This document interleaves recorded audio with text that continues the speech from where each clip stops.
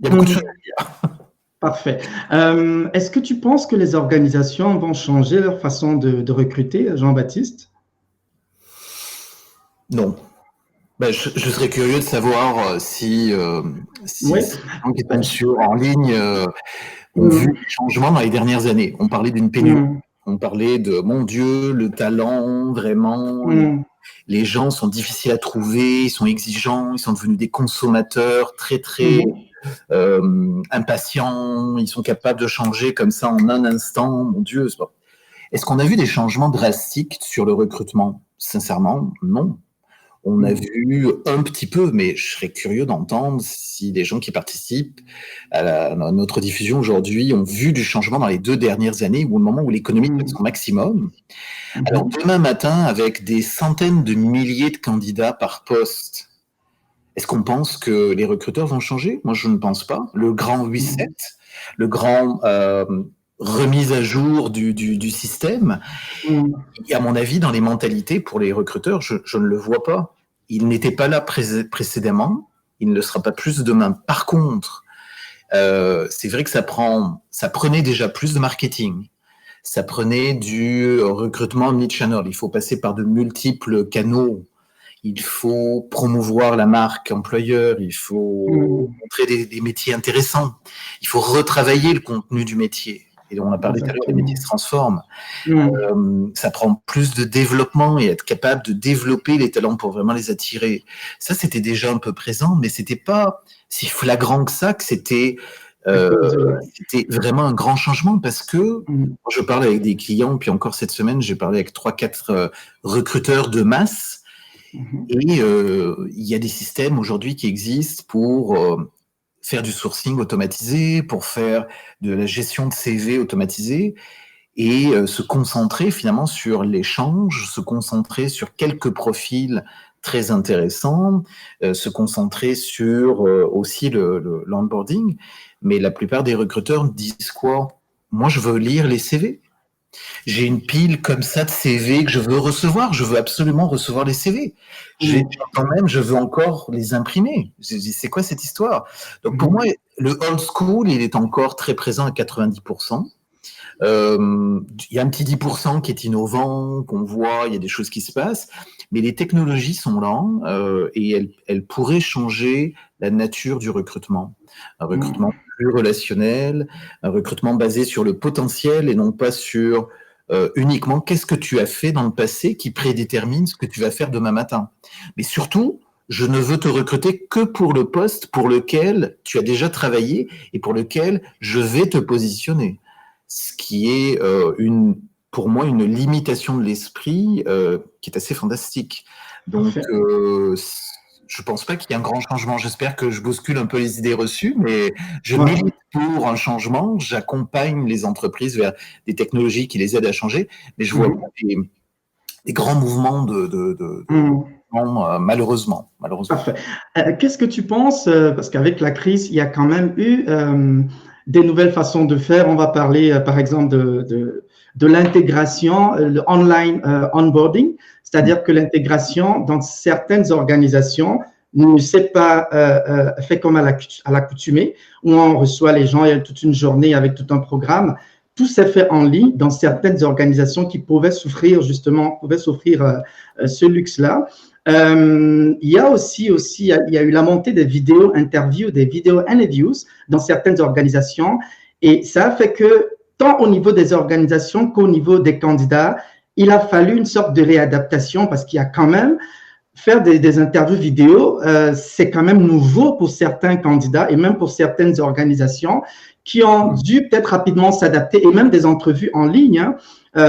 Rapidement, il y a des organisations qui étaient peut-être habituées à des entrevues, on va dire, face à face et puis dans les bureaux, qui rapidement ont dû s'arrimer justement à l'impact de la crise où on a vu une montée justement d'entrevues en ligne, des vidéos entrevues, justement des systèmes, des programmes d'intégration en ligne.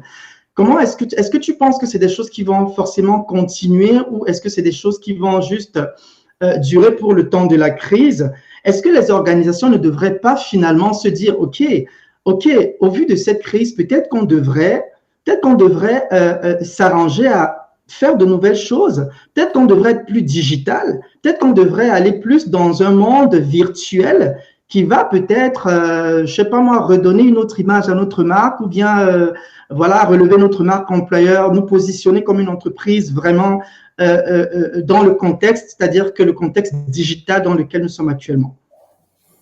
Alors, absolument. J'ai vu des clients qui ont fait des changements très rapides, mais pour moi, c'est du rattrapage. C'est du rattrapage sur des technologies qui existent pour certaines, depuis plus de 10 ans.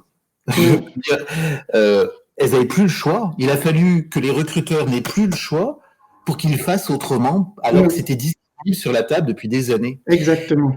Pour moi, demain, le vrai changement dans le recrutement, enfin le demain, ça veut dire lundi, c'est quand une entreprise va dire, vous savez quoi, on est tous aujourd'hui dans une situation où on doit préserver l'emploi. Eh bien, avant de recruter à l'externe, nous allons encourager le recrutement interne et faire de la promotion et de la formation. Ça, c'est une pratique, je veux dire, c'est pas nouveau non plus. Exactement. Mais que ça devienne une vraie... pour moi, c'est ça un vrai changement, parce que la vidéo, les outils de pre-boarding, donc de formation un peu préalable et d'enregistrement administratif des nouveaux employés avant qu'ils arrivent dans l'entreprise, ça existe depuis longtemps, c'est bien, il faut le faire, il va falloir l'accélérer, il faut continuer à le faire. Mais il y a des pratiques qui doivent aujourd'hui, qui vont devoir être mises en place pour qu'on envoie le signal aux gens en disant on doit vous promouvoir et vous développer, on vous évalue pas sur un CV, parce que le CV c'est un élément, mais ce qui est important, c'est votre capacité d'apprendre. Exactement. Ce qui est important, c'est votre capacité à vous adapter, surtout dans ce contexte-là. Donc moi, quand je vous rencontre, quand je veux vous voir, est-ce que tu as déjà fait, je suis dans l'urgence, j'ai besoin de quelque chose, d'un quelqu'un qui est un poste unique dans l'entreprise, puis j'ai besoin de quelqu'un de très confirmé. Parfait, je fais un recrutement traditionnel. Mais si je recrute encore des conseillers financiers, puis j'ai 250 conseillers financiers, bon sang, j'ai une masse critique, je suis capable d'aller chercher des profils un peu plus jeunes ou moins formés, donc ça veut dire pas forcément jeunes, ça veut dire nouveaux dans le métier, et les accompagner vers cet emploi-là, donc c'est-à-dire les promouvoir, les développer, les former, en se basant sur leur potentiel et leur qualité, et pas sur leur CV. Et j'encourage le développement interne, la mobilité interne, j'encourage aussi des comportements qui sont rattachés à un développement constant et continu des talents.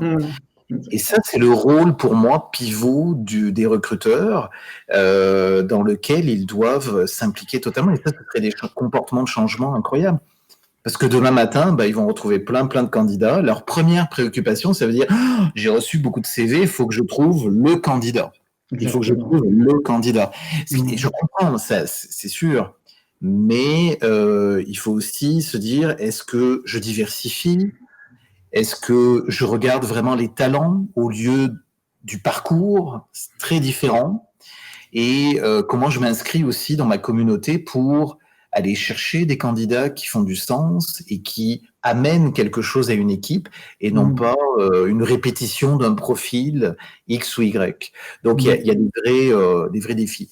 Dans les technologies qui existent aussi, c'est sûr qu'il y a tout ce dont tu as parlé. Il existe aussi des outils d'efficacité pour les recruteurs qui sont moins visibles, mais pour produire, par exemple, des lettres d'offres, des contrats automatisés, la signature électronique à distance, la capacité à pouvoir onboarder les candidats à l'avance, des tests psychométriques. Il existe plein de nouvelles choses. Il y a de l'innovation, mais on n'est pas rendu dans un changement de paradigme. On était dans du ponctuel, et là, je pense que certains vont revenir vers des bonnes habitudes, des bonnes vieilles habitudes, avec finalement la quantité de candidatures.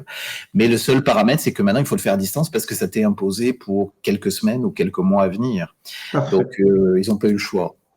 Parfait. Merci pour ces éclaircissements. Donc, merci à marché de l'emploi après ta crise. Comment est-ce que tu perçois le marché de l'emploi après la crise? Est-ce que Tu penses que les choses vont changer? Quelle est ta vision du marché de l'emploi après cette crise, en réalité?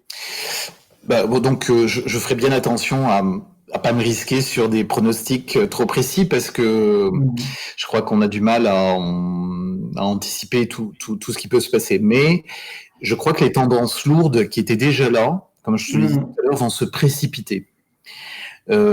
Actuellement, je pense qu'on est dans un marché qui est très exigeant, qui reste très exigeant et qui risque de le devenir encore plus, et très disjoint. Disjoint voulant dire que il va y avoir des gros défis où il y a des gens qui vont être donc vont être licenciés ou en chômage partiel, chômage temporaire, parce qu'il y a une contraction de l'économie, une reprise, une recontraction, il va y avoir des effets en cascade. Donc, on va se retrouver dans une phase d'accordéon et il va y avoir des poches d'emploi ou des métiers qui vont plus être essentiels et d'autres vont repartir à moitié, d'autres vont repartir très fort. Donc, on est dans une lecture du marché qui va être extrêmement difficile et en plus avec des stop and go. Donc, ça va être un petit peu particulier. Pour bien gérer ça, ce qu'ont besoin les entreprises, c'est vraiment d'avoir des outils pour bien comprendre l'offre et la demande. Donc, de pouvoir aussi avoir du temps partiel, rappeler les employés, peut-être même partager des employés. Parce que peut-être que 2 PME n'ont pas la possibilité d'en reprendre un à temps plein. Donc, comment on peut se partager des employés pour recréer de l'emploi, recréer de l'activité.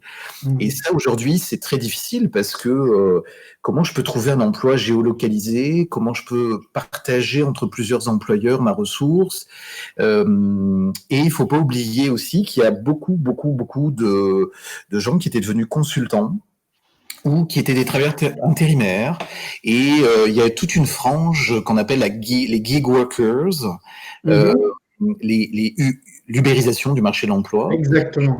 Et les gens qu'on appelle aussi les contingent workers, donc des contractuels, des freelancers, des professionnels de finance, de chaîne d'approvisionnement, de juridique, qui travaillaient à contrat. Et là, des fois, dans certains contextes, ils peuvent être une variable d'ajustement quand ça redémarre ou quand on a besoin de faire appel à des ressources ponctuelles. Mais ils vont se poser la question de savoir est-ce qu'ils ont un marché suffisant. Donc peut-être qu'ils vont vouloir revenir par sécurité vers des entreprises, vers des emplois peut-être un petit peu plus stables. Donc quand je dis disjoint, c'est tout ça qui est brassé en même temps. On se pose tous la question de est-ce que je vais le garder, mon emploi? Est-ce que je vais être utile? Est-ce que ça va redémarrer moyennement, en U, hein, fameuse courbe en U, en V, très vite, en W. Donc moi, je pense que ça va être des W, là, ça va faire stop and go. Et on va avoir des enjeux aussi de surqualification. Par contre, donc c'est-à-dire qu'il y a des niches d'emploi très, très demandées. Par contre, pour tous les gens qui nous écoutent, si vous êtes confinés, que vous êtes en chômage partiel, donc ou vous faites du télétravail, mais vous avez un petit peu de temps, moi, je vous encouragerais vraiment à aller chercher. Il y a beaucoup de ressources aujourd'hui en ligne disponibles pour suivre des cours en ligne, des certificats, des micro-programmes, des nano-degrees, des micro-formations très, très courtes. Ce qu'on se rend compte, c'est que les entreprises ont besoin des fois et elles craquent, elles ont le goût d'aller chercher quelqu'un qui a une petite qualification, des fois sur une technologie ou une technique. C'est vrai. Pas grand-chose. Donc, si votre métier n'est pas menacé, c'est-à-dire qu'il ne fait que continuer à évoluer, oui, il est en train de se transformer, peut-être si vous avez un peu de temps, enrichissez-le d'un cours que vous pourriez trouver sur un MOOC ou Spook, ou il en existe plein. Faites des recherches sur Google, vous allez trouver. Des fois même, il y a des technologies qui offrent des programmes, des certifications, des cours en ligne. Exactement.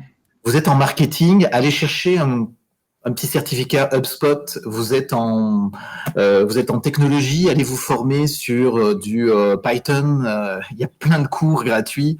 Vous êtes vous êtes un technologue, un technicien, puis vous avez envie d'aller dans l'informatique parce que vous pensez que c'est le moment.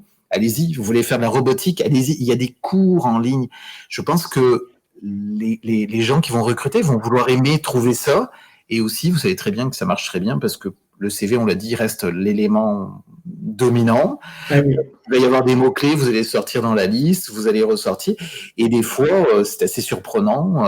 Le jour, j'ai vu quelqu'un qui a été embauché dans un beau poste en marketing parce que la personne s'était formée à faire des Facebook ads et elle avait fait un peu d'analytique en marketing et elle était très très bonne à targeter et optimiser le budget. Mais bon, elle a pris un poste où elle a géré du monde et où elle avait toute une campagne à mener, mais juste par ça, ça a montré qu'elle était à jour. Juste avec cette compétence en plus, là, ça fait la différence pour qu'on la justement retienne pour ce poste.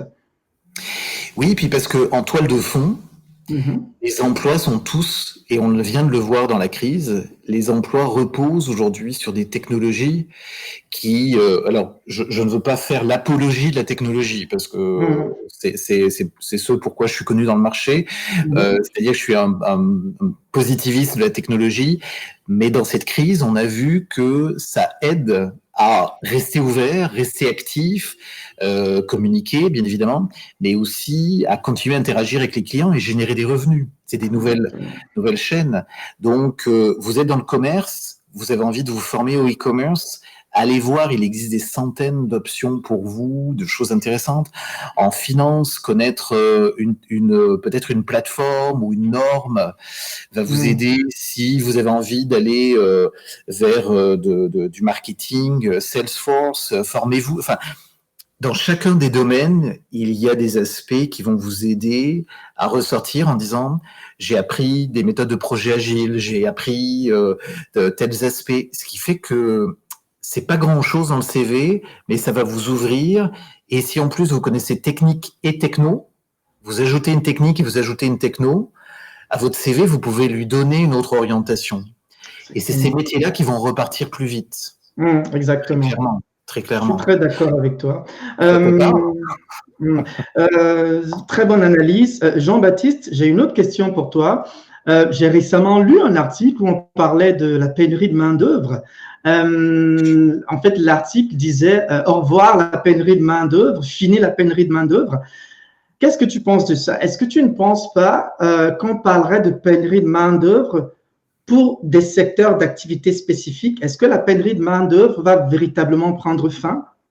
Parce que je pense que cet article, en fait, la personne qui a écrit cet article considérait que, vu le fait qu'il y a plein d'employés qui ont été mis à pied, il y a plein de gens qui ont été comme licenciés, il y a comme un pool de candidats disponibles sur le marché, ce qui pourrait mettre une fin à la pénurie de main-d'œuvre. Qu'est-ce que tu penses de ça, Jean-Baptiste?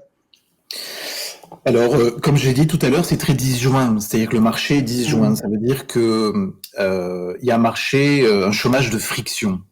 Il a toujours existé. Le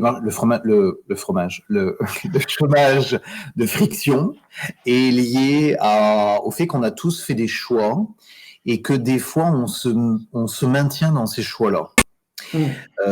Si on dit que demain on a besoin de 150 nouveaux chirurgiens, c'est clair que vous comprendrez tous qu'il vous faudra 10 ans avant d'avoir des nouveaux chirurgiens. Si on dit par contre qu'on veut avoir des nouveaux analystes programmeurs en Python ou en je ne sais pas quoi, en Java, ça peut nous prendre 6 à 9 mois. Donc on n'a pas les mêmes éléments. Mais c'est vrai que c'est pas tout le monde qui est mobile, c'est pas tout le monde qui est prêt à prendre un autre emploi, c'est pas tout le monde qui est prêt à se former. Qu'est-ce que vont faire les gens du domaine du tourisme, les gens du domaine du bien-être et des soins à la personne, les soins esthétiques par exemple? Qu'est-ce que vont faire les gens qui travaillent dans les restaurants, dans les activités dans l'aviation, de loisirs, d'animation, le domaine culturel? Qu'est-ce qu'ils vont faire? Ils vont se dire, ça va durer 3 mois, 6 mois, 9 mois, 1 an. Est-ce que j'ai d'autres options? C'est quoi mes compétences transférables? Qu'est-ce que j'ai envie de faire? Qu'est-ce que je pourrais faire qui fait que pendant quelques temps, j'ai une autre activité, mais je pourrais revenir dans mon secteur d'origine? Ou certains vont se dire, écoute, je fais le calcul qu'à un moment donné, tellement de monde seront partis que dès que ça va redémarrer, je vais être le king de la place. Je suis le seul à être resté dans le secteur d'activité. Donc, il y a plusieurs éléments, je pense, qui vont, pour moi, j'avais déjà écrit d'ailleurs en septembre dernier, en plein moment de la croissance économique, j'avais fait un article qui s'appelait « Quelle pénurie ?» Mais de quelle pénurie parlons-nous? Pour moi, il reste énormément de bassins d'emploi qui sont sous-exploités en termes d'emploi. Il y a des gens qui ne sont pas à l'optimum de leurs revenus et de leur potentiel, parce qu'il y a des rigidités aussi, donc individuelles, mais des rigidités organisationnelles. Et si on n'est pas avec des recruteurs qui sont un peu plus ouvrants, un peu plus, je dirais, qui font la promotion de certains potentiels et certaines forces, on reste avec un marché très, très cloisonné, très fermé, très codifié. Je crains qu'on bascule vers ça avec une abondance. Par contre, du côté candidat, je crois qu'on n'a pas le choix. Je crois que tous, collectivement, moi compris, j'y réfléchis, que l'on regarde à qu'est-ce qu'on peut faire demain dans cette économie-là, dans cette économie où les emplois sont en transformation. Et je crois aussi que c'est la première fois qu'on a toute l'information sur le net. On a tout, ou quasiment tout. Ce que ça prend, c'est de la curiosité. Donc, je crois que oui, il va y avoir dans certains secteurs moins de pénurie, c'est évident. Aux États-Unis, 22 millions de personnes sont au chômage temporaire. Tous ne vont pas faire des choix de changement. Tous vont vouloir rester dans leur domaine, mais il va y avoir, c'est clair, une récession et des entreprises qui vont perdre, qui vont licencier tout simplement tous les employés. Donc, moins de pénurie, beaucoup plus de chômage de masse et des questions de mobilité intersectorielle et mobilité interprofessionnelle.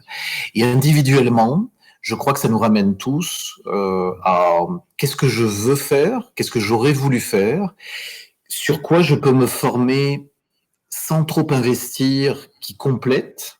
Puis c'est quoi mes chances, gains, bénéfices dans mon secteur d'activité, dans mon domaine professionnel, proche ou connexe, qui fait que je pourrais transférer, élargir mes options et me reconvertir peut-être, parce que cette crise, on l'a sous-estimée et on continue à se sous-estimer dans ses impacts.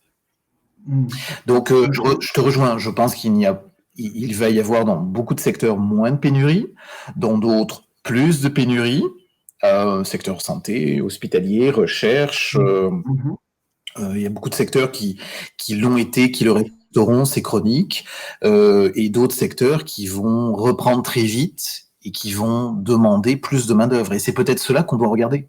C'est peut-être cela qui vont vous interpeller temporairement ou pour essayer quelque chose d'autre ou tout simplement vous trouvez un revenu pour les prochains mois parce que ça risque d'être peut-être beaucoup plus difficile.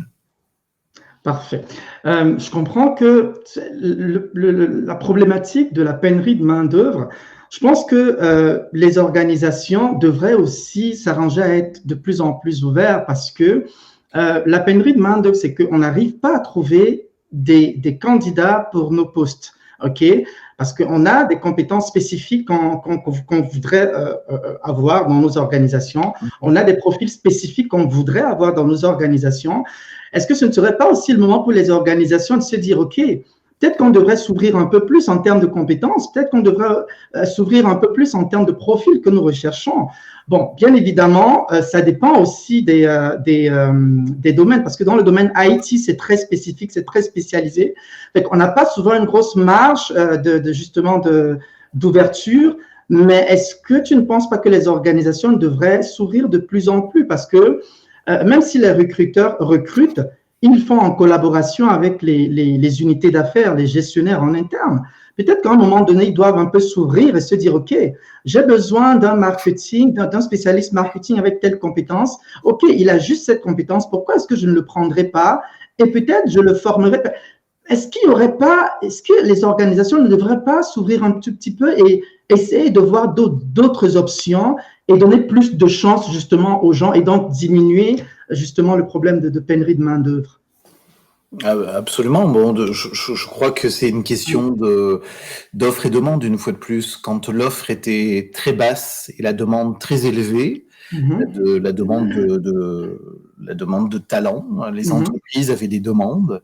On le voit, elles n'ont pas réussi jusqu'en décembre dernier à moins que ce soit dans des domaines très très précis, donc par exemple les jeux vidéo, les effets spéciaux, dans des secteurs très techniques, dans des secteurs aussi très manuels. On l'a vu, il y a des organisations qui ont fini par devenir des écoles. Parce que, tout simplement, elles étaient menacées dans leur capacité organisationnelle. Elles ne livraient pas les revenus qu'elles devaient avoir et elles ne satisfaisaient pas les clients parce qu'elles n'avaient pas la capacité. Donc, c'est quand ça fait très très mal comme ça. Dans ce contexte aujourd'hui où d'un seul coup j'ai un reflux de candidats puis de gens très très variés, là ils vont se dire il faut que je trie, je vais trier, je vais filtrer, puis je vais toujours trouver quelqu'un qui est parfaitement adapté et peut-être même avec un salaire moins élevé. Donc, je crois que c'est le moment, il ne faut pas se leurrer, je crois qu'il faut, comme individu, ne pas penser que les organisations vont d'un seul coup s'ouvrir et finalement, dans ce contexte-là, continuer leur mue, parce que temporairement, pour peut-être 6, 18, 24, 36 mois, il va y avoir un marché de l'emploi très difficile. Mais en même temps, n'oublions pas que la démographie fait qu'il y a beaucoup de gens qui partent à la retraite et qu'il y a eu moins de personnes entrantes, surtout dans les économies occidentales. Donc ça, les tendances de fond sont là. Mais là, d'un seul coup, il y a eu comme un clash. Puis là, d'un coup, ça entraîne tout brasser. Mais je ne vois pas, c'est pour ça que tout à l'heure, à ta question, est-ce que les recruteurs ont changé? Pour moi, la réponse est non. Quelques-uns. Par contre, demain, je crois que mettons, on va faire un scénario de chômage de masse, c'est-à-dire du 20, 25 ou du 30% de chômage.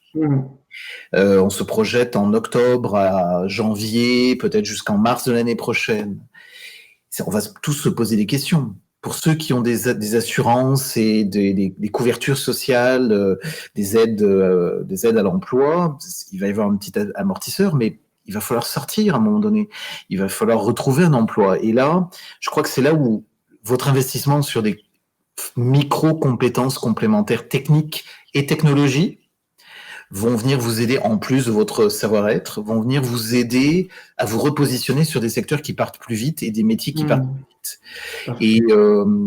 Et ça va changer les choses, mais je ne miserai pas sur les entreprises. Par contre, quand je disais que c'était 10 juin, en même temps que je te dis ça, il va y avoir des entreprises qui vont être tellement en pénurie, en demande, parce que je m'appelle Google et d'un seul coup, mon marché a explosé. Je m'appelle Netflix et en moins de 4 semaines, j'ai eu 230 millions d'abonnés en plus. Je m'appelle Zoom et je viens d'avoir 350% sur ma valeur d'action.